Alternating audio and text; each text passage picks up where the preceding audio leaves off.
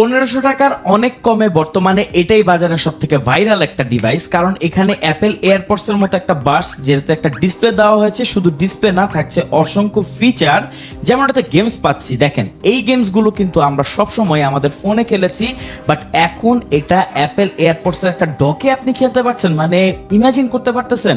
এখানে আরেকটা অপশন আছে, সেটা হচ্ছে মিউজিক কন্ট্রোল। মিউজিক কন্ট্রোল করার জন্য এখন কোনো ধরনের ফোনকে বের করতে হবে না, জাস্ট এটাতে ট্যাপ করেই আপনি প্লে পজ করতে পারবেন, ইভেন আপনি সং চেঞ্জ করতে পারবেন। দেখেন আমি ইউটিউবের ভিডিও কিন্তু চেঞ্জ করছি একটার পর একটা, আর এটা খুব ফাস্ট হচ্ছে।